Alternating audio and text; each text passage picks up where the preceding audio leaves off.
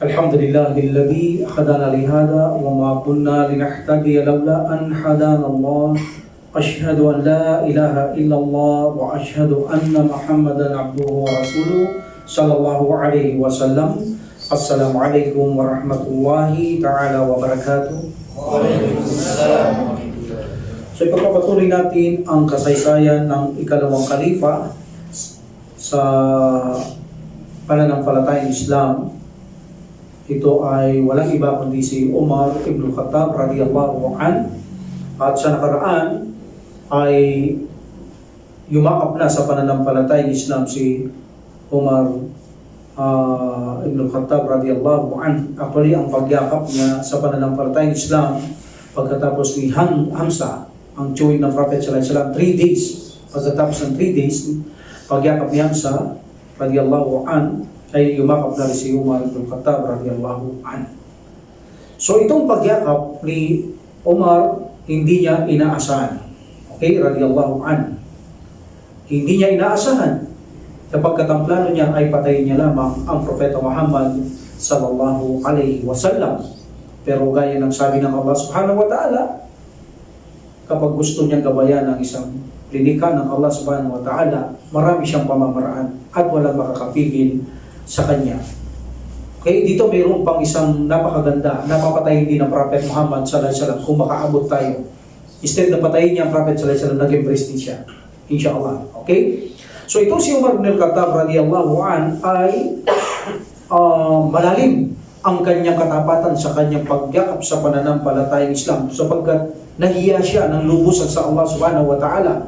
Unang-una, pinarusahan nila ang mga Muslim, kinamuhihan nila ang mga Muslim, kinamuhihan ng Prophet sallallahu alaihi wasallam, itinakwil ang mga revelasyon mula sa Allah subhanahu wa ta'ala, ang tagapaglikha, hanggang sa gusto niyang patayin ng Prophet sallallahu alaihi wasallam nang mag-embrace siya, hiyang-hiya siya sa Allah subhanahu wa ta'ala sa kanyang mga ginawa. That's why, nang yumakap si Umar ibn Khattab radiyallahu anhu, ay napakalalim ng kanyang katapatan sa pananampalatayang Islam upang suportahan niya ng buong lakas, abot ng makakaya niya ang pananampalatayang Islam.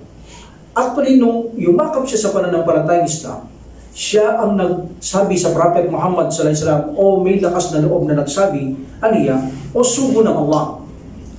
Hindi ba sabi niya, sinusunod natin ang katotohanan? Tayo man ay buhay o namatay? Sabi ng Prophet Muhammad sallallahu alaihi wasallam, sabi niya, oo, sinusunod natin ang katotohanan, buhay man tayo o mamatay man tayo, meaning nasa totoo tayong pananampalataya. So sabi ni Umar radiyallahu an, so bakit natin tinatago ang katotohanan? Meaning, bakit tayo nagtatago? Actually, yung Prophet Muhammad sallallahu alaihi wasallam sa panahon ito, because we know, nag-embrace si Umar ibn Khattab radiyallahu an, 6 years na ang pagkapropeta ng Prophet Muhammad sallallahu alaihi wasallam. At actually, ang kanyang private dawa, tinatawag mo itong private dawa, ang dawa ng Prophet sallallahu alaihi wasallam within 3 years sa bahay ni Al-Arqam, sapagat alam nila ito eh. Hindi ito secret. Ang secret walang nakakaalam. Ang private may nakakaalam, kaya lang nasa pribado kang lugar. Nandun siya sa bahay ni Al-Arqam radiyallahu an. So that's why, tinawag natin itong private. Ang iba, sinasabi na secret dawa. Okay, wala namang problema. Secret of the private. Pero para sa akin, mas mainam tawagin itong private dawa. 3 years. And 6 years nag-embrace si Umar ibn Khattab radiyallahu an. Actually, within 3 years, nagdadawa na ang Prophet Muhammad sallallahu alaihi wasallam in public. Nagdadawa na siya. Bumagsak na nga suratul Lahab eh. Diba? Ilagay siya ng buhangin ng kanyang tsuwi. Umakyat siya sa bundok para magdawa. Ang Prophet sallallahu alaihi wasallam sa kanya, inuna niya ang kanyang kamag-anak. So siya lang ang nakakapagdawa. Lahat ng kanyang kasamahan, hindi sila nakakapagdawa ng public or open. Nakakapagdawa sila, nakatago sa kanilang pamilya, pero hindi nila magawang public. Sapagkat karamihan, alipin sila, wala silang pasaporte o visa o nasasandalan para proteksyonan sila, paparusahan sila ng mga kilala na matataas na pinuno sa Quraysh. That's why ang Prophet sallallahu alaihi wasallam lang ang talagang nakalantad na nagbibigay da'wa. Wala pa sa kanila nakatago o hindi nagbibigay ng da'wa sa public at hindi sila nakapagsasala sa Kaaba maliban ng Prophet Muhammad sallallahu alaihi wasallam. Then sabi niya, na mag-embrace siya, sugo ng Allah. Hindi ba natin sinusunod ang katotohanan? Patay man tayo o buhay? Sabi ng Prophet sallallahu alaihi wasallam, sumpama sa may hawak ng aking kaluluwa, sumusunod tayo sa totoo. Buhay man tayo, mamatay man dito, nasa totoong relihiyon tayo. So sabi ni Umar bin Khattab radiyallahu an, so bakit natin itinatagong katotohanan? Meaning, bakit hindi tayo lumantad? Magdasal tayo sa Kaaba, meaning, at saka tayo magdaawa ng offend. Ipagtanggol natin ang pananampalatayang Islam. Ibig sabihin, ganito ang gusto ni Umar bin Khattab radiyallahu an. But actually, nakita ng Prophet sallallahu alaihi wasallam, it is time na pagbigyan niya na ang kanyang mga kasamaan na magmensahe na rin ng public. Maliban sa kanya, magdaawa na rin sila sa public at naisip niya sa tulong ng Subhanahu si Hamza at si Umar radiyallahu anhuma ay malaki ang tulong nila sa pananampalataya sa panahon nila. Silang dalawa, kilala ito, mababangis ito. Si Hamza, tawag sa kanya, Lion of the Quraysh, leon siya, mabangis siya. Si Umar Ibn Khattab, babangis din siya. So sapat ito, napag-isip ng Prophet sallallahu alaihi wasallam na depensahan nila ang Islam. So ito ay paitulot ng Allah subhanahu wa ta'ala sapagkat kapag ang Prophet sallallahu alaihi wasallam pumatol siya ng kanyang sarili at hindi kumibo ang Allah subhanahu wa ta'ala, hindi niya binitawan ng revelasyon, meaning this is a agreement ng Allah subhanahu wa ta'ala, pinapahintulot niya. That's why sabi niya, mula ngayon, pinapahintulot ko ng magpahayag na kayo ng in public. Okay? So pahayag, sabi ng Prophet Muhammad sallallahu alaihi wasallam. So binigyan sila ng pahintulot ng Prophet Muhammad sallallahu alaihi wasallam na i-proclaim na nila ang pananampalatayang Islam in public. So in this situation, ang Prophet sallallahu alaihi wasallam, niyaya niya silang lumabas. May dalawa silang kolum. May dalawa silang hanay. Ang isang hanay, Hamza, at ang isang hanay, Umar bin Khattab radiyallahu anhu. So lumabas sila. Kasama ng Propeta Muhammad sallallahu alaihi wasallam, saan sila pupunta? Sa Kaaba, sa moske, sa masjid, sa Kaaba. So pupunta sila. So ang mga tao dito ay nakamasid sa kanila. Habang hawak-hawak silang lalabas. Hawak-hawak, walang bibitaw. Kung ano man ang mangyari sa kanila, kung mapapanood yung Umar bin Khattab story, binabato sila doon eh. Okay, but dito sa akin tinatapik, wala namang ganun. Doon makikita niyo, habang humalakad sila, binabato, hawak-hawak, walang umiilag, walang natatakot. Basta lalabas, ipoproclaim nila ang kanilang pananampalataya at pagsusumikap ang makapagsala sa Kaaba for the first time ng mga sahaba. So dito ay naramdaman ng mga Quraysh ang pagkabalisa na dating hindi nila nararamdaman. Ngayon naramdaman nila na sila ay nabalisa sa nakita nilang ito na hindi nila dating nararamdaman. Alhamdulillah, sa pahintulot ng Allah subhanahu wa ta'ala, ang Islam ay pinalakas. Sa pahintulot ito ng Allah subhanahu wa ta'ala, pinalakas ito sa pamamagitan ng pag-embrace ni Umar Ibn Khattab radiyallahu anhu. Actually, kasama rin dito si Hamza, dahil kung wala si Hamza, baka hindi pa intulutan din ng Prophet sallallahu alaihi wasallam si Umar Ibn Khattab radiyallahu anhu. Kaya pinahintulutan, may posibilidad, nandun din ang kanyang tiyula, maaasahan din sa ganito. That's why dalawa ang naging magbigay ng protekta sa pananampalatayang Islam sa pahintulot ng Allah subhanahu wa ta'ala sa panahong ito. Okay? So dito si Umar bin Khattab radiyallahu anhu, challenge niya ang mga musyrik, mga Quraysh. Talagang hinahamon niya ang mga to. Babaksik ito eh. Hinahamon niya ang mga ito. Nagkikipag-away ito. Si Umar bin Khattab radiyallahu anhu sa kanila, kahit magdasal siya sa Kaaba, wala makakapigil sa kanya. Kung gusto mong kalabanin siya, lalaban siya, makapagdasal lang siya o makapagsala sa Kaaba. At actually pati ang mga Muslim na hindi nakakapagsala, sa pahintulot ng subhanahu wa ta'ala, ginawa niya instrumento si Umar bin Khattab radiyallahu anhu, pinagtatanggol niya sila. Talaga nakikipagbubugan ito, nakikipagsuntukan ito, until finally nakikipagsuntukan na rin ang mga Muslim na kasama niya. Talagang lumakas ang kanilang mga loob, makapagsala lang sila sa Kaaba. Allahu Akbar. At ito si Umar bin Khattab radiyallahu anhu, nung siya mag-embrace, gumanti siya sa Allah. Dahil sa kahiyang ginawa niya, lahat ng kahiyang ginawa niya sa Allah subhanahu wa ta'ala, sinuklian niya. Kung paano niya ininsulto, ininis ang Allah subhanahu wa ta'ala, pinalitan niya ngayon. Iinisin niya ang mga Quraysh. That's why, ang ginawa ni Umar bin Khattab radiyallahu anhu, pumunta siya unang-una sa kanyang uncle. Alam niyo ba, ang chewin ni si Abu Jahal ay uncle ni Umar bin Khattab radiyallahu anhu? Uncle niya ito sa ina. Meaning kapatid ng ina ni Umar bin Khattab radiyallahu anhu. Ang sabi naman ng iba, hindi, kamag-anak o pinsan na. Okay? So let's say sabihin natin dito, siya ay uncle niya sa ina. Pinuntahan niya ito. At kumatok siya sa pintuhan ni Abu Jahal. Ang mga pintuhan nun, may mga bakal nun para pag kinila nila, malakas ang kanya kato, hindi talaga daliri. So may mga bakal na parang nakasabit letters sila ganyan, tapos ipupukpok nila yon. And then lumabas si Abu Jahal, sabi niya, sino to? Bago siya lumabas, sabi niya, sino to? Sabi niya, ang anak ni Al-Khattab. So ibig sabihin, si Umar. So lumabas siya, sabi niya, ano balita? Sabi niya, nabalitaan mo na bang nag-Muslim na ako? Nagpalit na ako ng reliyon. Ano? Sabi niya, ginawa mo yon? Huwag mong gawin, sabi niya. Hindi, ginawa ko na. Huwag mong gawin, sabi niya. Then itinulak niya ang pinto, sinara niya habang nakaharap si Umar bin Khattab radiyallahu anhu. Meaning, pambabastos yun. Bigla niya isinara ang pintuhan. So sabi ni Umar, hindi kawalan, hindi mahalaga sa akin ang ginawa mo. Bawat pinuno, pinupuntahan niya. Bawat pinuno sa kanila, pinupuntahan niya. At sasabihin niya kung paano niya sinabi kay Abu Jahal, ganun din sabi niya. Sabihin niya, nabalitaan mo na bang nagpalit na ako ng reliyon? Nabalitaan mo na bang nag-Muslim na ako? Sabihin din nila, ano, ginawa mo yun? Naam, ginawa ko yun. Wag! Sabi nila, hindi, ginawa ko na. Then, isasara ulit ang pinto. So, ganun si Umar bin Khattab radiyallahu anhu. Ininis niya ang mga pinuno sa kanyang pagyakap. Ganun siya katapang. Ganun siya katatag. Wala nakagawa sa kanyang mga kasamaan maliban sa kanya. Maliban sa kanya, even the Prophet sallallahu alaihi wasallam, nadadawa siya pero hindi siya nakikipag-away. Pero siya, nakikipag-away talaga siya. At ginawa pa ni Umar bin Khattab radiyallahu anhu, hindi lang yun. Itong si Umar bin Khattab radiyallahu anhu, sabi ng tao, dahil nakikita niya si Umar, palaging pumupunta sa mga namumuno. Alam mo, Umar, sabi niya, napapagod ka lang eh. Sabi ng isang tao sa kanya, ayaw mo bang sabihin na lang ng misanan na ikaw ay nag-Muslim na?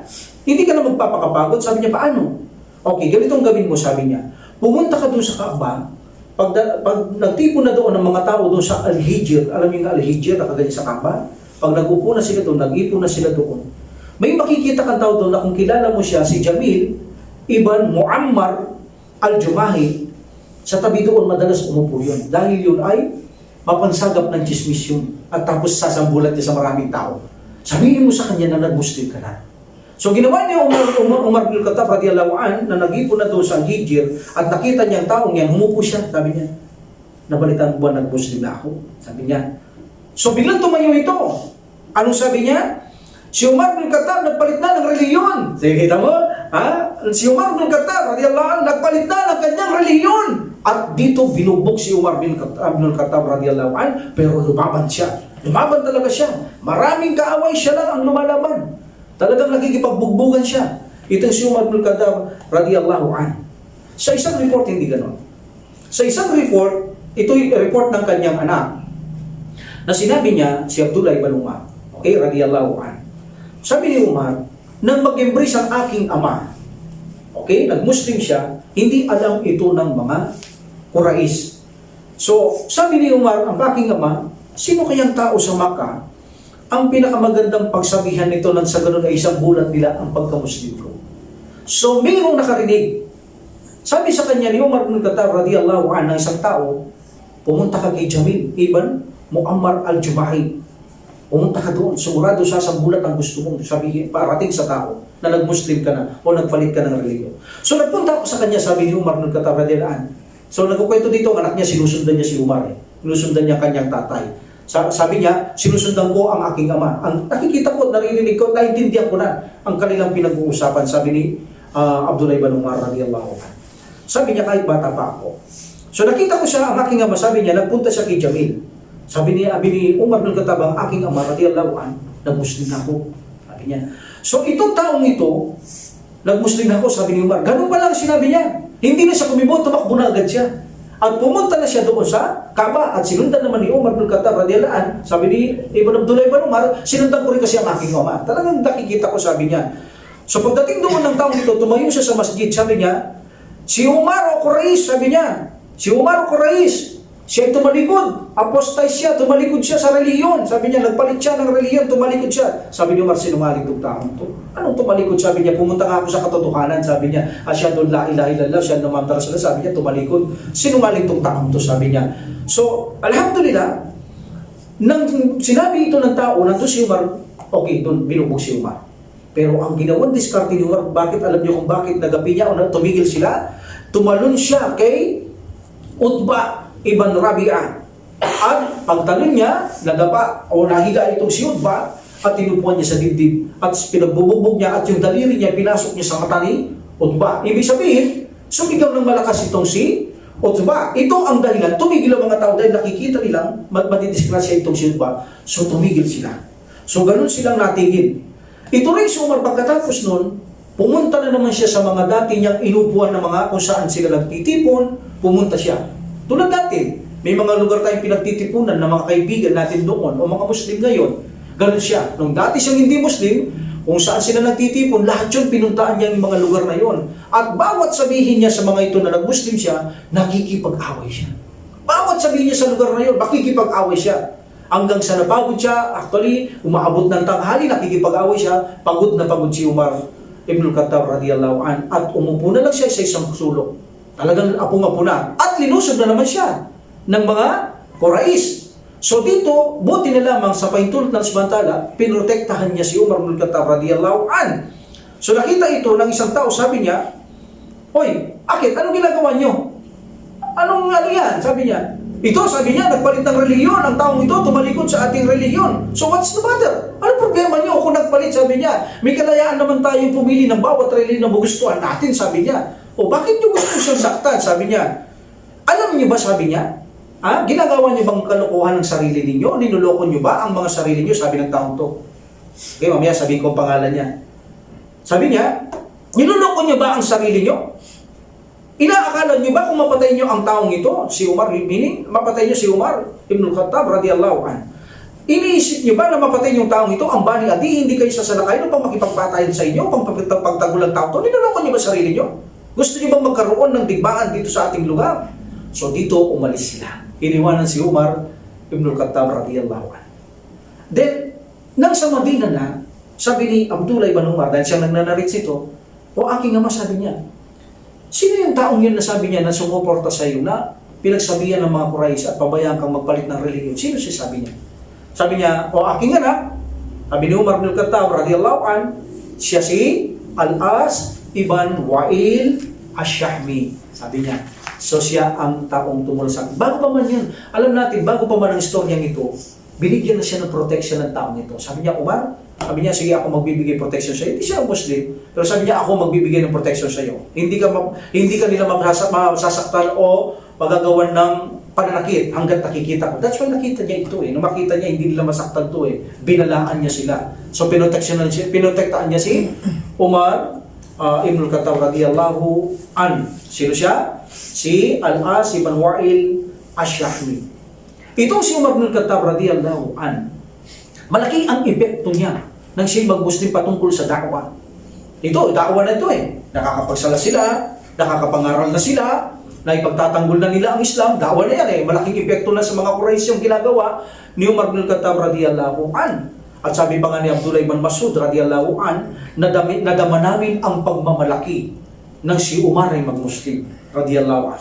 Meaning nadama namin ang kasiyaan, ang pagmamataas, pagmamalaki sa mga kaaway nung si Umar, meaning pinahintulot ng Allah subhanahu wa ta'ala na siya ay mag-Muslim. Nagawa namin magtawaf sa Kaaba, sabi niya, nagawa namin magsala sa Kaaba nung si Umar ay maging Muslim na, sabi ni Abdullah ibn Mas'ud radiyallahu an. Allahu Akbar. Nang siya ay mag-Muslim, sabi niya, kami ay nakikipag-away, nakikipaglaban na kami sa mga kumakalaban sa amin. Ngunit hindi kami nauuna. Sila ang nauuna. Pinagtatanggol lang namin ang aming mga sarili. Sabi ni Abdullah ibn Mas'ud radiyallahu an, dahil ang kagustuhan namin palagi makapagtawap at makapagsala, lumaban na kami sa mga dating nananakit sa kanila. Alhamdulillah, hanggang sa iiwanan nila kami, sabi ni Abdullah ibn Mas'ud radiyallahu an, hanggang sa iiwanan nila kami, pababayaan na lamang nila kami. Allahu Akbar. Sabi ni Suhaib ibn Sinan radiyallahu an, nang si Umar ibn al-Khattab radiyallahu an ay nag-embrace, sabi niya, ang Islam ay naging lantad. At tinawag na siya ng Prophet Muhammad sallallahu alaihi wasallam na Al-Faruq. Ito ang kanyang isang kunya, Al-Faruq, na ibig sabihin, tinawag siya ng Prophet sallallahu alaihi wasallam na pamantayan ng pananampalataya, Al-Faruq. Tinawag siya Al-Faruq ng Propeta Muhammad sallallahu alaihi wasallam. Ang ibang kanyang kunya, Abu Hafs. Anak niya si Hafsa radiyallahu anha. So sabi niya ni Suhaib ibn Sinan radiyallahu an, nang si Umar ibn al-Khattab radiyallahu an ay mag-embrace siya sa pananampalatayang Islam, naging lantad ang pananampalataya. Di ba sabi ng Prophet sallallahu alaihi wasallam, sige, pinahintulot ko na kayong ilantad nyo ang Islam.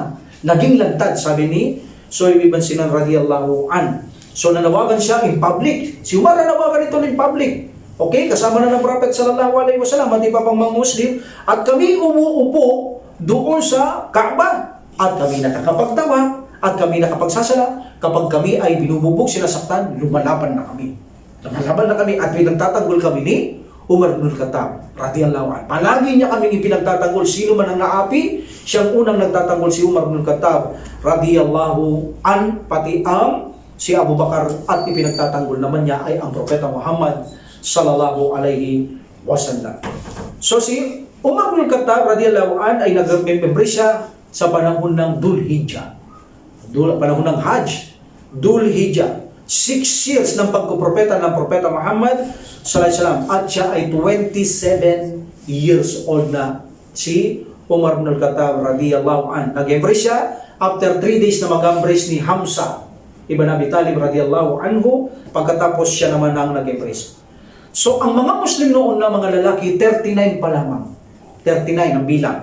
So sabi ni Umar ibn Khattab radiyallahu an, galing ito sa kanya, ako ang pang-40 sa kanila na nag-embrace. Ako ang pang-40. Ngunit sa mga kababaihan, actually ang babae noon, sa ibang report 12 or 11, hindi niya alam ito dahil hindi niya nakikita. So hindi niya alam ang babae. That's why sinabi niya lamang ang mga lalaki, pang-40 ako sa mga nag-embrace sa pananampalatayang Islam, sabi ni Umar ibn Khattab radiyallahu anhu. Allahu Akbar. At itong si Umar, wala siyang kinatatakutan. Kahit sino. Wala siyang kinatatakutan maliban ang Allah subhanahu wa ta'ala. Hindi siya gumawa sa pananampalatayang Islam, nag-embrace siya para humina ang Islam. Hindi. Talagang naging matapang siya, naging mapagsit siya, nag-ahamon siya, lantaran niyang ipinararating, nag-Muslim siya, kahit namumuno, pinunta niya, nag-house to house siya. Wala siyang katakot-takot maliban sa Allah subhanahu wa ta'ala. Allahu Akbar. At ito si Umar ibn Khattab radhiyallahu anhu, ito ang taong sabi ni Ali radhiyallahu anhu, na kung saan ang pagpunta nila sa Madina ng mga Muslim, sikreto lahat. Walang hindi sikreto. Even na Prophet sallallahu alaihi wasallam, kasama niya si Abu Bakar radhiyallahu anhu, sikreto silang umalis. Pero sabi ni Ali ibn Abi Talib radhiyallahu anhu, wala akong alam na ibang tao na naglakbay mula sa Makkah sa Madina nang hindi nakatago, hindi nagtatago, maliban kay Umar ibn Khattab radhiyallahu anhu. Hindi siya nagtago. Ganun siya katapang eh. Ay, si Ali, umalis siya, hindi alam ito. Pagkatapos ng Prophet sallallahu alaihi wasallam, meron lang siya pinagbili para ayusin din, umalis na rin siya. Pero itong si Umar ibn Khattab radhiyallahu anhu, hindi siya nagtago. Bagkus, bago siya naglakbay papunta sa Madina, gumawa siyang tawaf, gumawa siya ng sala, at pagkatapos, pumunta siya mga taong, mga nakapaikot doon. At anong sinabi niya? Ang sabi niya sa mga taong ito ay, gawin nawa ng Allah na mga pangit ang mukha ninyo. Allahu Akbar. And then sinabi niya, ako ay aalis. Katulad naman kasama namin. Umalis sila na hindi nyo alam. Ako, nakita natin, nagpaalam pa, lantaran pa, saka pa, ako ay aalis. Papuntang Madina. Ang sino mang gustong mawalan ng ina, at ang sino mang gustong ang anak ay maging ulila, at gustong maging balo ang mga sawa, katagpuin niyo ako sa labas.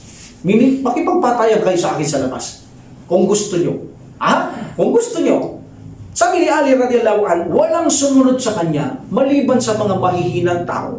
Itong mahihinang to, gusto rin magka-power sa mga Quraysh. Gusto magyabang, magpasikat. Hinarang nila si Umar ibn Khattab radhiyallahu anhu, kung masasaktan nga naman sila, kahit mahihinang tao, so hahangaan sila ng mga Quraysh. Ngunit dinawa sila ni Umar ibn Khattab radhiyallahu anhu, at saka sila umalis, nagbigay ng dawa sa pananampalataya sa Islam, si Umar ibn Khattab radhiyallahu anhu, at sila ay umalis. Actually, si Umar ibn Khattab radhiyallahu anhu, umalis siya kasama ang kanyang mga pamilya. Hindi lang siya. Unang-unang kasama niya ang kanyang kapatid ni si Zaid ibn al-Khattab radhiyallahu anhu. Ganon din si Amir, ganon din si Abdullah. So, ganon din ang anak ni Suraka ibn al-Mutammir, Unais ibn Hudaba, Ashahmi, at ang asawa ni Hafsa na kanyang anak. Meaning, bago naging asawa ng Prophet sallallahu alaihi wasallam, may asawa itong si Hafsa. Okay, radhiyallahu anha. So, meron din ang kanyang pinsan sa ama, si Sa'id ibn Sa'id, At alam natin si Sayyid ibn Said, isa sa pinangakuan ng Allah subhanahu wa ta'ala sa 10 kataong unang naging sa Islam, pinangakuan ito ng Allah subhanahu wa ta'ala ng paraiso si Sayyid ibn Said. Okay? Okay, alhamdulillah, kasama niya dito si Waqid ibn Abdullah at Tami, at ang kanilang mga kapanalig tulad ni Kaula, Ibn Abi Kaula, at si Malik ibn Abi Kaula, na kung saan kapanalalim nila sa tribu ng Ajil at ang Banu al-Bukhair. At itong si Iyas Khalid Akil Amir, nakapanalig din nila sa Banu Sa'id ibn Laith, kasama niya lahat naglakbay ito. At sila'y nanatili sa Cuba. Cuba muna, hindi pa sa Madina. Nasa Cuba sila, kasama nila doon si Rifa'a ibn Abdullah Mundir. Alhamdulillah. So, ang alam natin, ang unang nagpunta sa Madina, unang nagpunta nagbigay ng dawa, si Mus'ab ibn Umair. At ganoon din sasunod niya si Ibn Abi Maktum radiyallahu anhuma. Sila nagturo doon, lalo na especially ang Quran. Then sumunod sila Bilal, sila Sa'ad, sila Ammar ibn Yasir. Then after that, Umar bin Khattab radiyallahu anhu at ang kanyang mga almost 20 companions na kasama ni Umar bin Khattab radiyallahu anhu. Then dito dumating sa amin ni Al-Bara ibn Asim radiyallahu anhu, si Propeta Muhammad sallallahu alaihi wasallam kasama si Abu Bakar. Wala akong nakitang tao sa buong mundo na naging masaya maliban ng Al-Madina nang makita nila ang Propeta Muhammad sallallahu alaihi wasallam. Napakasaya nga naman. Can you imagine, nasa Cuba ito si Prophet sallallahu alaihi wasallam, sabik na sabik sila mahintay siya. Every day, every night, may nag-iintay na tao. May nakaakyat sa bubungan, may nakaakyat sa palmera, meron sa ibaba, nakaharera sila, nakabilad, nag-iintay. Talaga sabik na lang makita ang Propeta Muhammad sallallahu alaihi wasallam. That's why nung dumating ang Prophet sallallahu alaihi wasallam, talaga namang napakasaya ng mga tao. Talagang parang hindi mo masukat ang kanilang kaligayahan. Nagtatalon, sumisigaw, tumatawa, may lumuluwa, yung tears of joy. Allahu Akbar. Kaya sabi ni Al-Bara ibn Asim radiyallahu anhu, wala akong nakitang tao sa buong mundo na naging maligaya maliban pagdating ni Propeta Muhammad sallallahu alaihi wasallam. Ito rin mga manglalakbay na ito, gaya ng sabi ko kanina, kapag nahihirapan sila, sinusuportahan sila ni Umar bin Khattab radiyallahu anhu para makarating sa Madina. Dinidipensaan sila ni Umar bin Khattab radiyallahu anhu. Like for example, ang dalawa sa natatakot tumakas sa kanilang pamilya, si Ayas ibn Abi Rabia at si Hisham ibn al-Ash ibn Wa'il Ashmi. So dito, dahil ito ay nangangamba, sabi ni Umar, sige, tayong tatlo ang aalis. Kasama niya dito rin to, pati ang pamilya ni Umar bin Khattab radiyallahu anhu. Sabi nila na pag-usapan nila, okay, magkita-kita tayo sa isang puno na tinatawag, na kung saan ang lugar na ito ay tinatawag, ang puno nandoon sa lugar na ito, Ada at Bani Ghifar. Magkita tayo doon. Ibig sabihin tayo yung tatlo, kapag mayroong hindi dumating, meaning hinadlangan tayo. Mayroong humadlang sa atin. So dito, si Ayas ibn Rabi at ako lang, sabi ni Umar bin Khattab ang nagkita. Meaning nawawala yung isa. Sino? Si Hisham. Hindi siya nakarating sapagkat naharangan ito ng kanyang mga pamilya. So, nang makarating kami sa Madina, sino kasama niya? Si Ayas. At yung pamilya ni Umar bin Khattab Ayas ibn Abi Rabia. Itong si Ayas ibn Rabia, mahal niya ang kanyang ina. Mahal niya ang kanyang ina. At itong kanyang mga kapatid, as far as I know, kapatid nila ito sa kanilang ina. Itong ina ni Ayas. Sinong kapatid nila? Si Abu Jahal, ibn Hisham, at si Amir ibn Auf. So silang dalawa, dahil sila Umar nasa Cuba pa, pumunta sila doon para kunin nila si Ayas ibn Abi Rabi, kapatid nila sa ina. Ano sabi nilang style? Nung makita nila itong si Ayas, sabi nila, kasama ni Umar bin Khattab radiyallahu anhu, itong si Ayas. Sabi niya, lumapit sila, dahil wala pang hindi ka pwedeng pumatay noon, hindi ka pwedeng matake, wala pang utos, kundi pagtanggol mo sarili mo. So hindi nila sinaktan ng dalawang ito. Sila Abu Jahal at si Amir ibn Auf. Sabi nila, ang nanay mo ay nanumpa. Sabi nila kay Ayas, kapatid sa ina, ang nanay mo, meaning nanay natin, ang nanay mo ay nanumpa na hindi niya susuklayin ang kanyang buhok hanggat hindi kanya makita.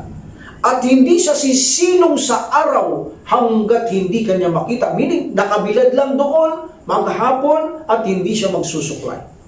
So, gaya na sabi ko, dahil mahal ito ni Ayas, so siya ay naawa sa kanyang ina. So, sabi niya, ni Umar bin Khattab, sinabi sa kanya, duda ako, sabi niya. Si Umar bin Khattab, alam niyo, malakas ang kanyang fiction nito. Kilos ng tao, malakas ang ano niya. Sabi niya, malakas siyang makakilala sa tao. Almost ganyan ang ugali niya.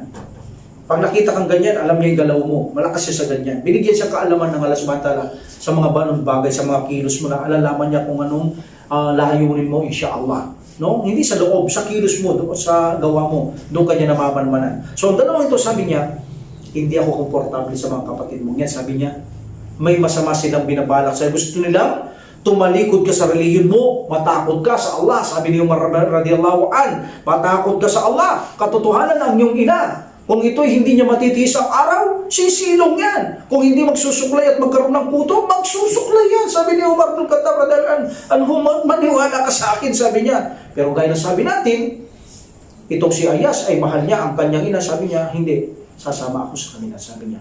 Okay, sabi ni Umar bin Khattab radiyallahu anhu. Nasabi pa kasi ni Ayas, sasama ako sa kanila, mayroon akong maraming kayamanan sa Quraysh. So pagbalik ko, dadalhin ko yun. Magagamit natin yun. So sabi ng Umar bin Khattab radiyallahu anhu, ganito siya magmahal. Hindi na. Marami akong kayamanan na dala.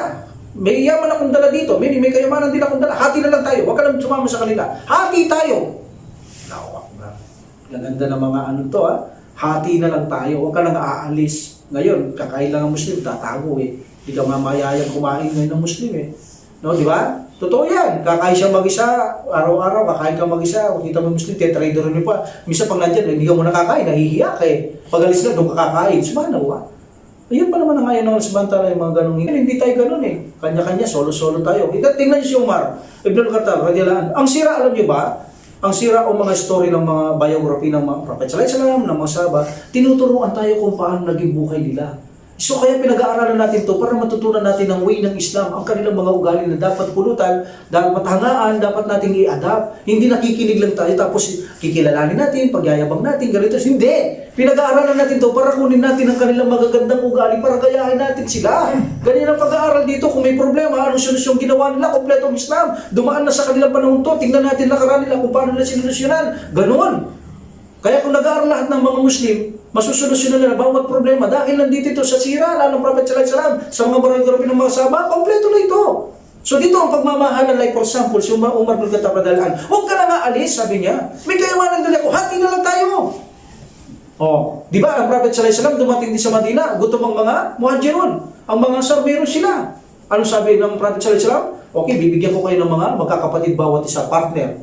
So ang mga Ansar, bawat partner binibigyan siya ng kayamanan, ayaw. Binibigyan pa siya ng asawa, ayaw. Binibigyan nila lahat.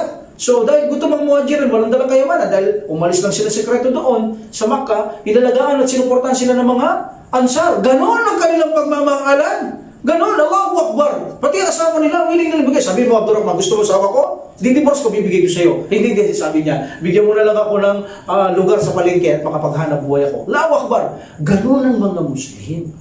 Ganon ang mga ugali ng Muslim. Hindi yung makasarili tayo. So, ibig sabihin, hindi ganon ang Islam. Ang Islam, ang mga Muslim palagi silang nagdadamay, especially sa Allah subhanahu wa ta'ala. Alhamdulillah. So, sabi niya, okay, sabi niya, Ayas, dahil sa nakita kong ayaw mo magpaawat, ito ang kamelyo ko. Dalhin mo ang kamelyo kong ito. Ito ay mabilis tumakbo, malakas. Dahil nakikita ko sa dalawang yan, hindi gagawang matino ang kapatid mong yan. Sabi niya, kapag nakita mo, sabi niya, na nagdududa ka na, tumakbo ka na. Hindi makahabol yan. Malakas tumakbo yan. So, alhamdulillah, so nung sila ay maglakbay na, pauwi ng Makkah, so sinabi ni Abu Jahl sa kanya, kaya Ayas, sabi niya, radiyallahu anhu, Ayas, iba na birabi. Pwede ba sabi niyang, ibaba mo ang kamelyo mo, bumaba ka, at bababa ko, sumakay ako sa likod mo? Parang sabi niya, mas malakasan sa iyo, parang mahina na itong sa akin eh, parang ayaw na lumakad. So ito naman si Ayas, dahil mabait, pinaba niya, pagkababa, ayun, hinuli ng dalawa, at tinali o pinosas nila. Hanggang sa dali sa Makkah, at ikinulong nila itong si Ayas. So ibig sabihin, tama si Umar bin Khattab, radiyallahu anhu. Alhamdulillah. So dito, nadala na ito sa Makkah at kinulong nila si Ayas ibn Abi Rabi radiyallahu an. So gayon pa man, hindi niya masisisi si Umar bin Khattab radiyallahu an, ginawa niya ang lahat na matutulong nito, ngunit ipinilit niya ang sa kanya. So si Umar ibn al-Khattab radiyallahu anhu natili siya sa Madina at naging matapat itong tagapagpayo din ng Propeta Muhammad sallallahu alaihi wasallam. At actually, naging dalawa pa ang brotherhood ni Umar eh. Actually, sabi nila, wala namang kontra ito. May posibilidad na dalawang okasyon ang paggawa ng brotherhood ng Prophet sallallahu alaihi wasallam kay Umar ibn al-Khattab radiyallahu anhu. At marami siyang natutunan kay Propeta Muhammad sallallahu alaihi wasallam mula sa ayat ng Quran at sa sunnah ng Propeta Muhammad sallallahu alaihi wasallam. Ito ang lalong naging dahilan kung bakit lalong naging matatag si Umar ibn al-Khattab radiyallahu anhu sa pananampalataya Islam, at ito ay nanatiling kasama ng Prophet sallallahu alaihi wasallam sa Madina hanggang sa mga digmaan. Palaging kasama ito ng Prophet Muhammad sallallahu alaihi wasallam. At alam natin, gaya ng sabi natin nakaraan, matalino din si Umar ibn al-Khattab radiyallahu anhu. Marunong siyang magbasa, marunong siyang sumulat. Ito si Umar ibn al-Khattab radiyallahu anhu. Itong si Umar, ganap itong nakibahagi sa relihiyon ng Allah subhanahu wa ta'ala at sa sugo ng Allah subhanahu wa ta'ala. Naging higit na mahal niya ang lahat, naging mahal niya ang Allah at ang Prophet sallallahu alaihi wasallam sa higit sa lahat. Naging mahal niya sila, ang Allah subhanahu wa ta'ala at ang Propeta Muhammad sallallahu alaihi wasallam. Namuhay siya ng sinseridad sa pagsamba sa Allah subhanahu wa ta'ala na parang nakikita niya. At si Ihsan, tinapik natin ito. Sambahin mo ang Allah na parang nakikita mo, pinakamataas na worship yan. Kapag sinabing ganyan, o kung hindi mo magawa, isipin mo ang Allah subhanahu wa ta'ala nakatingin siya sa iyo. Dahil kapag sinabi mo ang Allah, nakikita mo siya, bagamat wala siyang katulad, aasa ka ng habag at pagpapatawad sa Kanya. Kailangan natin ng pagpapatawad at habag para makapasok sa paraiso. Habag at pagpapatawad ng subhanahu wa ta'ala. Ghafur and Rahma. Rahma or Rahim, iba kasi ang Rahim. Rahma and Ghafur. Even lalo ng Rahim, kailangan natin sa kabilang mo. Darating din ako dyan sa Akida. Next episode ng Akida ko, insyaAllah. Okay? So, si Umar ay natuto siya dahil kay Prophet sallallahu alaihi wasallam, tinuruan niya sa Quran, tinuruan niya sa Sunnah, naging maalam siya sa mga batas hanggang sa kagandahang asal. Hanggang sa kagandahang asal. Natuto siya ng asal na kung saan sa mga kasaysayan hanggang sa karunungan. By the help of Allah subhanahu wa ta'ala. Of course, hindi magagawa ito maliban sa tulong ng Allah subhanahu wa ta'ala, at actually, ang kanyang na-memorize na hadith is 570 hadith. Marami siyang na-memorize kay Abu Bakar radiyallahu an, at marami din siyang na-memorize kay Uthman radiyallahu an. Sapagkat, bakit? Mas matagal kasi yung naging buhay niya kay Abu Bakar radiyallahu an. That's why, naging marami ang kanyang kaalaman. At lalo na, mas maraming alam si Ali sa kanya radiyallahu an. At ito si Umar, natapos niya ang buong Quran, na-memorize niya ang buong Quran bago mamatay ang Propeta Muhammad sallallahu alaihi wasallam, memoryado niya ang buong Quran. Allahu Akbar. So, alhamdulillah. So, itong si Umar ibn al-Khattab, alam niyo ba, isa siya sa dahilan kung bakit bumabagsak ang revelasyon. Siya ay halimbawang ginawa ng Allah subhanahu wa ta'ala. Blessing sa kanya. Hindi ibig sabihin, agree ang Allah sa decision o opinion ni Umar. No. That is a big mistake. Huwag niyo sasabihin na si Umar, kapag siya nag-request kay Prophet sallallahu alaihi wasallam, babagsak ang aya, agree ang Allah. Subhanallah, huwag niyo sasabihin yun. So, ibig sabihin, ang Allah umag-agree lang sa kanya linika? No. Huwag niyo sasabihin yun. Bumabagsak yun. This is a, sabihin natin, coincidence, o coinciding, sabihin natin, ito ay napapagtugma, na-tiyempo, na gusto ng Umar ibn Khattab, sa lukuyan naman babagsak ang aya. That's why, ang sinabi ni Umar ibn Khattab radhiyallahu anhu, hindi niya sinabing agree sa akin ng Allah. Ako ang agree sa Allah. Sabi niya, agree ako sa revelation ng Allah subhanahu wa ta'ala. Yan ang correct. Hindi dahil sinire-request ni Umar ibn Khattab, then mangangaral ka, sabihin mo, ang Allah agree kay Umar, subhanallah. Huwag niyo sasabihin yan. Para sumusunod lang ang Allah kay Umar ibn Khattab radhiyallahu anhu. At sinabi ni Umar, agree ako sa revelation ng Allah subhanahu wa ta'ala. Every time na mag-request siya kay Prophet sallallahu alaihi wasallam, ang Allah subhanahu wa ta'ala magre-reveal, sasabihin niya, agree ako sa revelasyon ng Allah subhanahu wa ta'ala. Meaning siya ang uma-agree sa Allah, hindi ang Allah ang uma-agree kay Umar ibn Khattab radhiyallahu anhu. Okay, now, itong si Umar ibn Khattab radhiyallahu anhu, matapang ito. Matapang. Malakas ang kanyang loob kumpara sa mga sahaba. Okay, except Abu Bakar, hindi niya kaya talaga si Abu Bakar. Bakit? Dahil siya ay matanungin sa Prophet sallallahu alaihi wasallam. Hindi siya nahihiyang magtanong. Kapag hindi niya nagtitintintin sa bagay, nagbibigay kaguluhan, tinatanong niya ang Prophet sallallahu alaihi wasallam. Okay? Alhamdulillah, tinatanong niya ang Propeta Muhammad sallallahu alaihi wasallam hinggil sa kanyang mga desisyon na hindi niya naintindihan kung tama o hindi. Tatanungin niya ang Propeta Muhammad sallallahu alaihi wasallam at siya ay nagbibigay ng kanyang opinion o ijtihad.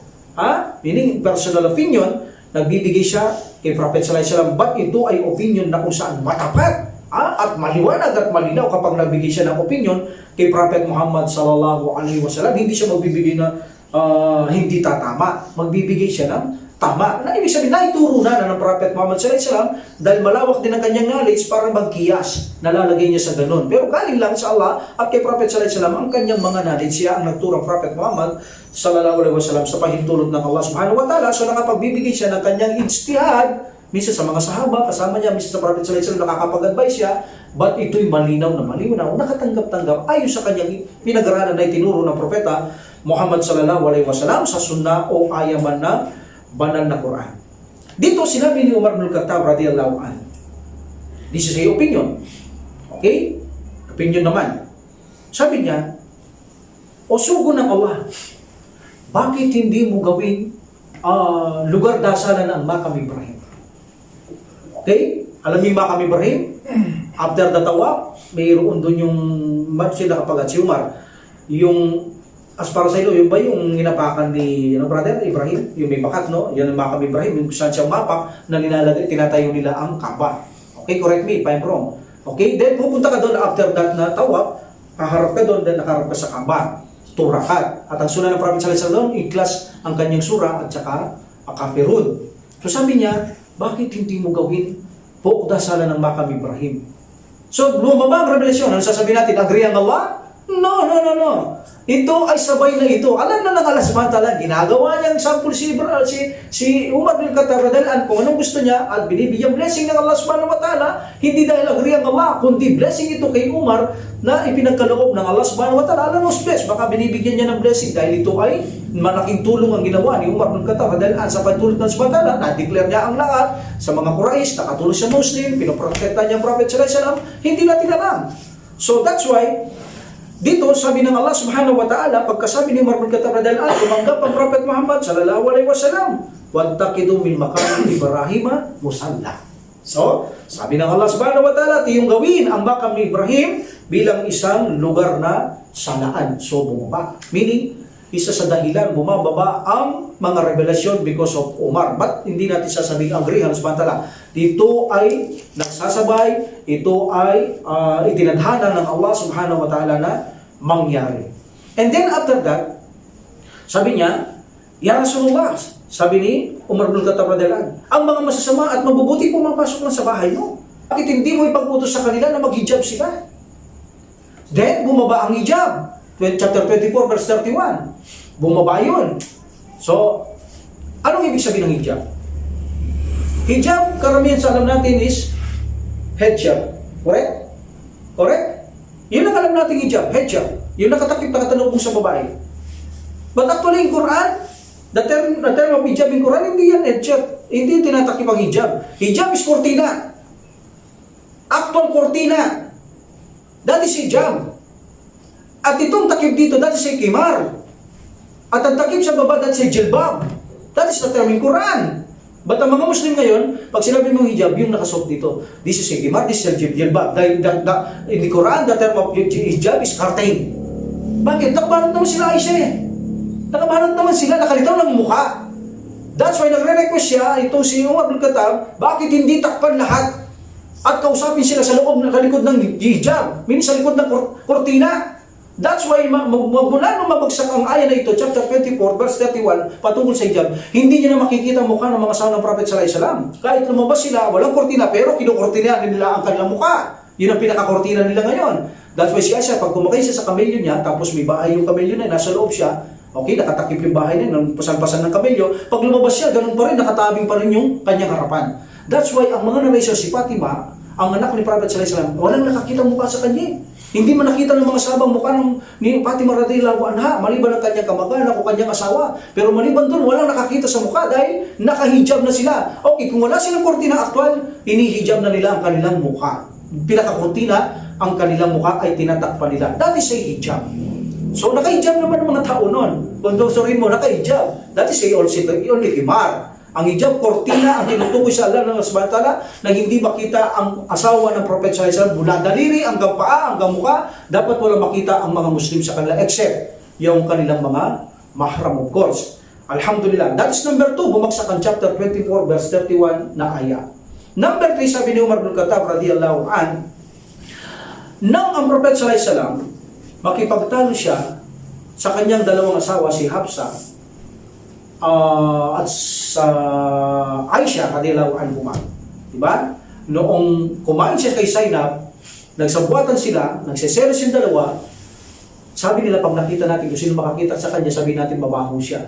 Pag sinabi niya bakit ba, at sabi natin anong kinain mo, ba't mabaho ka? Sasabihin niya ganito, galing kay Zainab, kumain, mabaho ka.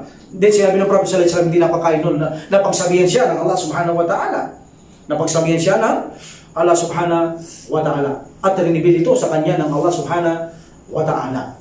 And then after that, nabalitaan ito ni Umar bin Khattab radhiyallahu anhu. Nagalit siya. Sabi niya, alam niyo ba ang ginawa niyo sa sugo? Sabi niya, maaari kayong palitan ng Allah subhanahu wa ta'ala sa inyong ginawang ito. Kung gugustuhin ng Allah subhanahu wa ta'ala, palitan niya kayo ng higit na mainam sa inyo na mananampalataya. Sabi ni Umar bin Khattab radhiyallahu anhu. Bumagsak ba ito? Yes, bumagsak ang aya na ito. Anong sabi ng Allah subhanahu wa ta'ala? Asarabuhu in talakakunna ayyubidalahu azwajan khairan min kunna muslimat mu'minatin kanitatin taibatin abidatin saihatin tayyibatin wa abakara. Sabi ng Allah subhanahu wa ta'ala, anong sinabi ni Umar? Pareho, maaaring mangyari na kayo ay diborsyohin. Ha? Wala yan. Niya, ang kanyang pagganoon ay magkakahalip. Ang kanyang Panginoon ay magkakaaloob sa kanya sa halip na inyo ng asawa ng higit na mainam sa inyo. Yan ang sabi ni Umar. Hindi niyo ba alam na maaaring gawin ng Allah na kayo ay diborsyo ng propeta at palitan kayo ng Allah na mainam? That's it. Bumagsak ang aya na ito. Sabi ng Allah subhanahu wa ta'ala, pagpapatuloy, mainam sa inyo mga Muslim, mananampalataya, matintiman na pagsisi, sumasamba sa buong kababaan at lumilikas tungo sa kapakanan ng Allah subhanahu wa ta'ala at nag-aayuno maging banuman o dalaga. Bumagsak ito. Sabi ni Umar bin Khattab radhiyallahu anhu, sabihan ko ang aking anak. Kasi isa dito, anak niya si Hafsa. Sinabihan niya ang kanyang anak. No? Alhamdulillah. Dito rin, itong si Umar bin Khattab radhiyallahu anhu, nang mamatay si Abdullah ibn Ubay bin Salul. Ubay bin Salul. Sino siya? Abdullah ibn Ubay bin Salul. Salul. Sino siya? Unos. The hypocrites, the leader of the hypocrites in Medina. Nang mamatay ito, ang Propeta Muhammad sallallahu alaihi wasallam, nagsagawa siya ng salatul janazah.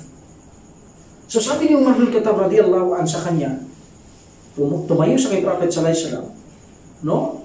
Nagawa siya ng salatul janazah, hindi pa nag-umpisa. Sabi niya, ya Rasulullah, bakit ka gagawa ng salatul janazah sa taong ito nakaaway ng Allah? Sabi niya, sino yan? Abdullah ibn Ubay bin Salul. Bakit ka tatayo dyan? Sabi niya, linista ko lahat ng ginawa niya, kalokohan sa iyo. Hindi na siya Muslim sa mga ginagawa niya. Alam naman ng Prophet sallallahu alaihi wasallam yun Hipokrito to Pero sabi niya yung Prophet Muhammad sallallahu alaihi wasallam kay Umar, sabi niya, tumabi ka Umar. Binigyan ako ng choice ng Allah subhanahu wa ta'ala. Binigyan ako ng choice ng Allah subhanahu wa ta'ala kung pagdasal ko siya o hindi. Okay? Then, binanggit ng Allah subhanahu wa ta'ala, sabi niya, kahit na 70 beses akong umingi ng tawad sa kanya, ay hindi siya patatawarin ng Allah subhanahu wa ta'ala. Ngunit dadagdagan ko lang, higit sa 70, baka patawarin siya ng Allah subhanahu wa ta'ala. So, gumawa siya ng salatul janazah. After that, sabi ni Umar bin Khattab radhiyallahu anhu, hindi nagtagal, inireveal ng Allah subhanahu wa ta'ala. That is in chapter 90 verse 18. Chapter 9:84 naman ang nireveal ng Allah subhanahu wa ta'ala na sabi niya, at huwag kailanman na ikaw ay mag-alay ng sala sa sino mang namatay sa kanila na mga mapagkunwari. So dumating na ito. Wala yusalli ala ahadin minhum mata abadang wala takum ala qabr innahum kafaru billahi wa rasulihi wa matu wa hum fasiqun. At sabi ng Allah subhanahu wa ta'ala, katotohanan sila hindi mananampalataya kay Allah sa kanyang sugo at sila namatay habang sila ay naghihimagsik sa Allah subhanahu wa ta'ala. So mula nung sabi ni Umar bin Khattab radhiyallahu anhu, hindi na nagsala sa mga hypocrites ang Prophet sallallahu alaihi wasallam, hindi na naglibig dahil kay naglibig din ito kay si Prophet sallallahu alaihi wasallam kay Abdullah ibn Ubay bin Salul, nakipaglibing din siya. Mula noon, sabi ni Umar bin Khattab radhiyallahu anhu, hindi na nakipaglibing ang Prophet sallallahu alaihi wasallam at hindi na nagsagawa ng salatul janasa sa mga hipokrito. Itinuring niya na ito katulad ng mga hindi mananampalataya gaya ng sabi ng Allah subhanahu wa ta'ala chapter 9 verse 113, "Ma kana linabiyyin wal ladina amanu an yastaghfiru lil musyrikin walau kanu ulil qurba min ba'di ma tabayyana lahum annahum ashabul jahim." Hindi katampatan sa isang propeta at sa mga sumasampalataya, kasama tayo dito. Okay? Hindi katampatan, hindi tama sa isang propeta at sa mga sumasampalataya na humingi kayo ng kapatawaran kay Allah para sa mga musyrik o hindi mananampalataya kahit sila'y malapit ninyong mga kamag-anak matapos na maging maniwanag sa kanila na sila'y magsisipanahanan sa impyernong apoy. Meaning, bawat Muslim, sa ayat to, general, hindi kasampatan sa lahat ng propeta, lalo na kay Prophet sallallahu alaihi wasallam, sa mga Muslim, kahit sino Muslim, na humingi tayong tawad para sa Allah subhanahu wa ta'ala sa mga hindi mananampalataya. Even the Prophet sallallahu alaihi wasallam, humingi tayong tawad sa kanyang ina, ngunit pinagsabihan siya ng subhanahu wa ta'ala like this, hindi katampatan. Kay Ibrahim, humihingi din siya ng tawad sa Allah subhanahu wa ta'ala sa kanyang pangako sa kanyang ama. Binagsak niya rin ito, ayan na ito, na hindi katampatan, humingi kayo ng kapatawaran sa Allah, sa mga hindi mananampalataya. That's why, mula noon ang Prophet sallallahu alaihi wasallam ay hindi na ito nagsala sa mga hypocrites at hindi mananampalataya. Even na kay Abu Talib nang mamatay ito, hindi siya namatay. Sabi niya, Ali, walang maglilibing sa tatay mo. Dahil galit sila, pati ka ang kanyang kapatid, si Abu Lahab, ayaw niyang ilibing. Okay, Ali, this is necessity. Ilibing mo ang tatay mo. Huwag kang gagawa ritual, ilibing mo na lang. Hindi pumunta ang Prophet sallallahu alaihi wasallam, hindi niya jananasa, hindi siya nakipaglibing. Pero gaano niya katagal inalagaan ng Prophet sallallahu alaihi wasallam? Pero nung mamatay, hindi siya umating. Why? Dahil binawalan na siya ng Allah subhanahu wa ta'ala. Alam niyo ba ang Prophet sallallahu alaihi wasallam sa bandang huli naging masaya na ito? Even na lasinggero ka lang, mamatay, ipalilibing ka niya pero hindi ka niya pagjajanasa. May utang ka, hindi ka niya pagjajanasa kung hindi niya lang babayaran ng utang tsaka sa magjanasa, salatul janasa tsaka ilibing. Pag may utang, hindi ka lilibing. Gusto niya bayaran niya yung utang ng tao bago niya isalatul janasa. Mga uminom ng alak, palilibing niya, ilibing niyo. Ganon siya. Alhamdulillah, naging may higpit ang Prophet sallallahu alaihi wasallam sa bandang huli para magbago ang mga Muslim at hindi nila gawin ito sapagkat bakit? Hindi ba malaking kawalan na kapag ang Prophet sallallahu alaihi wasallam nagduwa sa Allah, ikaw na namatay? Di ba? O sa pagkain ng Prophet sallallahu alaihi wasallam, malaking kawalan yon. So, ang duwa niya, dinidinigyan ng Allah subhanahu wa ta'ala. That's why, malaking kawalan kung hindi ka pagjanasa, salatul janasa ng Propeta Muhammad sallallahu alaihi wasallam. Another, si Umar Ibn Khattab radhiyallahu anhu on the day of Badr, ilan ang napatay nila sa mga Quraysh? 70. Ilan ang briso nila? 70. Okay. Nang ito ay dalhin na sa Madina, ang mga bilanggo nila, samsam nila, nasa masjid. Okay, sa loob ng masjid, nandun sila. So dito, tinanong ni Prophet sallallahu alaihi wasallam kung anong opinion ni Abu Bakar, Uthman, Ali, Umar, ang apat na kaliba, radhiyallahu anhu. Sabi niya, bandang huli, ang tatlo gusto nila ay tubos. Patubos sila. Then, pakawalan sila. Ang sabi ni Umar bin Khattab radhiyallahu anhu, sa akin, Rasulullah, hindi. Sabi niya, ibigay mo sa akin ang aking kamag-anak, papatayin ko silang lahat. Yun ang sa kanya. At si Ali, ibigay mo sa kanya ang kanyang akil. At siya na, babanat sa kanilang mga leeg, sabi ni Umar bin Khattab radhiyallahu anhu. Ganon din kay Ali, Hamza. Ibigay mo sa kanya ang kanyang sabi niya, yung tribo, siya nang bahala. Ibig sabihin, pagpapatayin ng mga ito, wala tayong patutubos, patayin silang lahat. Alhamdulillah. Sapagkat sila, sabi ni Umar bin Khattab, ay hindi karapat-dapat buhay Rasulullah. Sila yung mga masasama, lalo na ang mga leader ng mga yan. So ang Prophet sallallahu alaihi wasallam, ang ginawa niya, ang opinion nila, Abu Bakar, Ali, Uthman radhiyallahu anhu, na patubos. Kasi kinumbisi nila ng Prophet sallallahu alaihi wasallam doon. Sabi nila, sila naman ay ating talagang tunay na kalipi, katribo. Mali natin, mag-embrace sila pagdating ng panahon. Nakakumbisi siya ang Prophet sallallahu alaihi wasallam, tinanggap ang ransom. So, nang makita ito ni Umar bin Khattab the next day, umiiyak sila.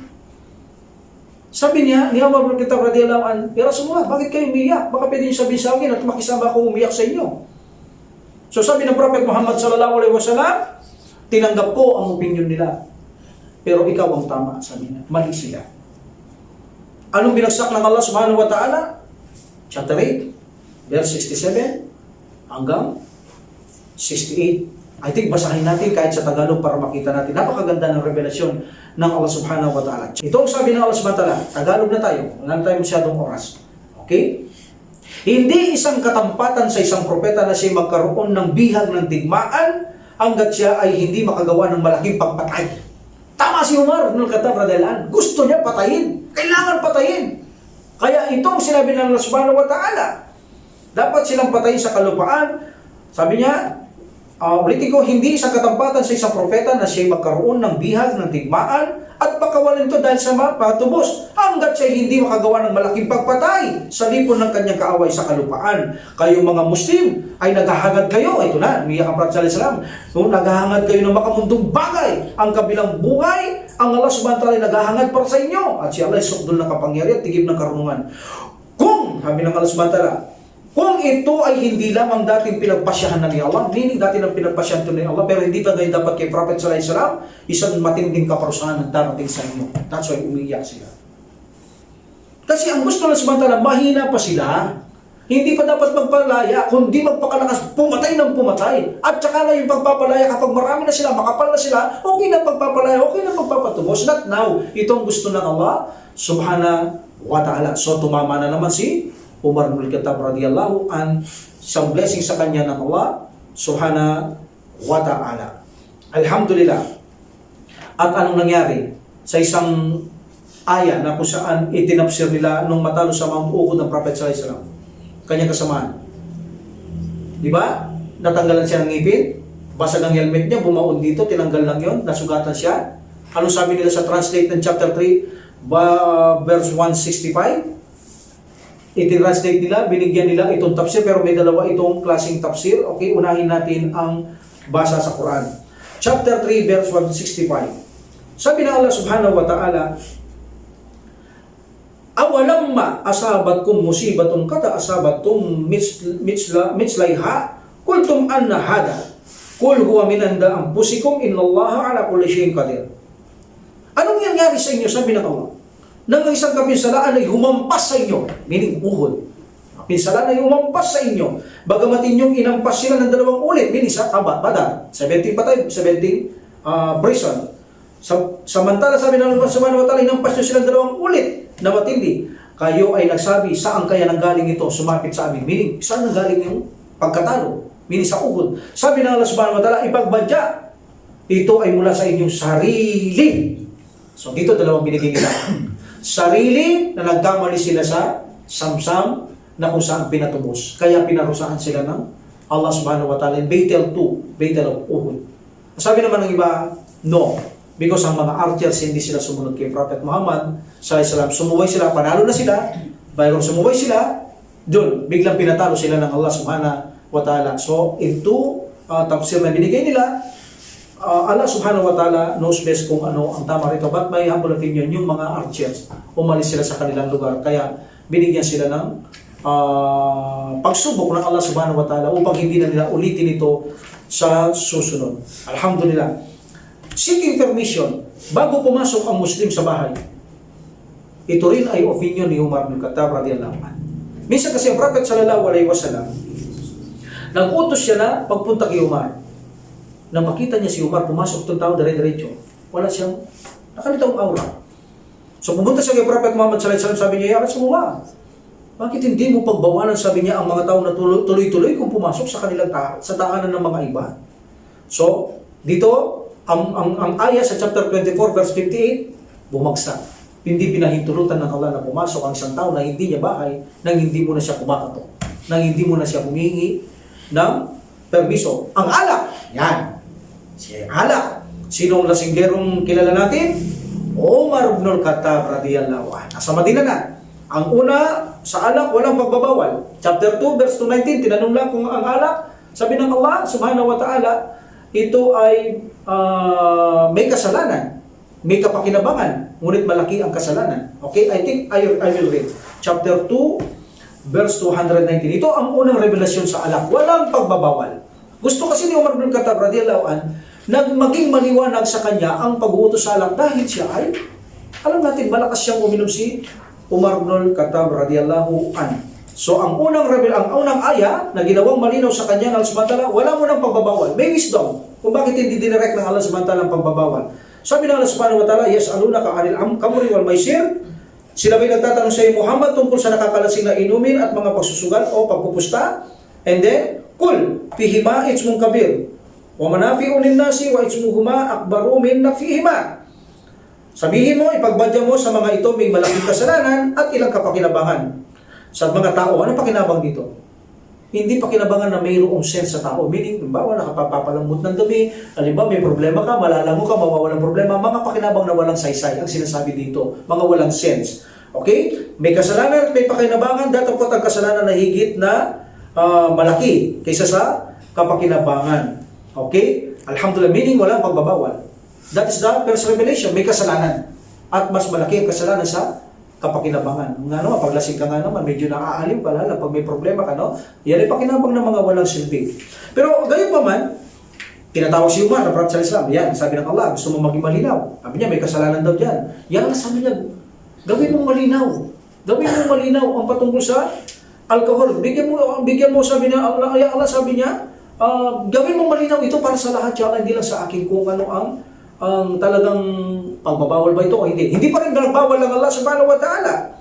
Okay? So binagsak niya ang chapter 4 verse 43 dahil ang mga Muslim kahit lasing nagsasala.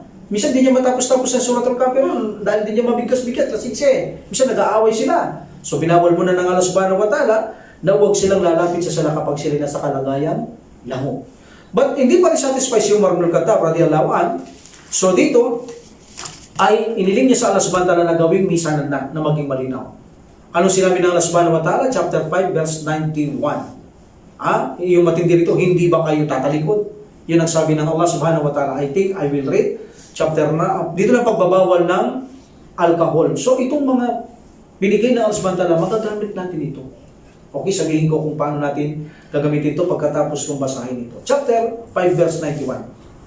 Sabi ng Allah subhanahu wa ta'ala, si Satanas ay naghahangad lamang na pasiglain ang pagkagalit at pagkamuhi sa pagitan ninyo sa pamamagitan ng mga bagay na nakalalasing at pagsusugal at tumahad lang ito sa pag-aalala sa Allah subhanahu wa ta'ala sa pagdarasal. Kayo nga ba ay hindi titigil? Sabi ng Allah.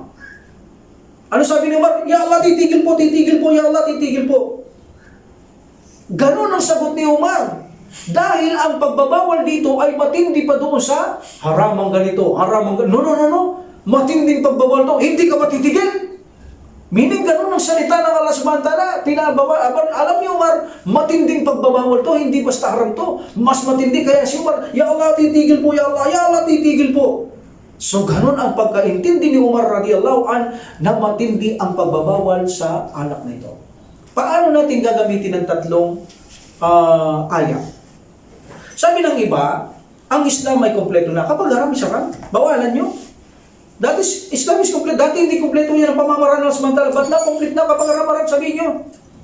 Pero sabi naman ng iba, ang Allah subhanahu wa ta'ala nagturo siya ng pagbabawal. Huwag persahin.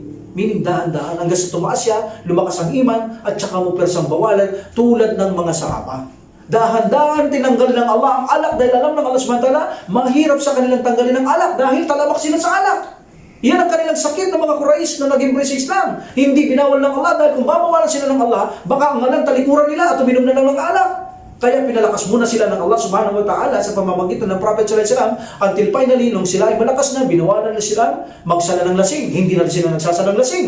Dahan-dahan nilang tinanggal ang alak hanggang sa matanggap nila ang alak ay konti-konti na lang. And then finally, malakas na sila. Binawalan na sila ng Allah subhanahu wa ta'ala dahil matataas ng iman, kaya na nilang tanggalin ang kanilang mga bisyo. Allahu alam, basta ang sabi ng iba, kompleto na ang Islam, kailangan kapag bawalan natin sila. Wala namang masama sa pagbabawal. Kaya lang, sabi naman ng iba, kailangan marunong ka rin umantabay sa iyong pagbabawal. Sikapin mong hindi sila lalayo o tatalikod sa Allah subhanahu wa ta'ala. No? Alhamdulillah. So, we will stop here. Walang tayong oras. Okay, subhanakallahumma wa bihamdika asyhadu an la ilaha illa anta astaghfiruka wa atubu ilaik. Assalamualaikum warahmatullahi wabarakatuh. Waalaikumsalam. Allah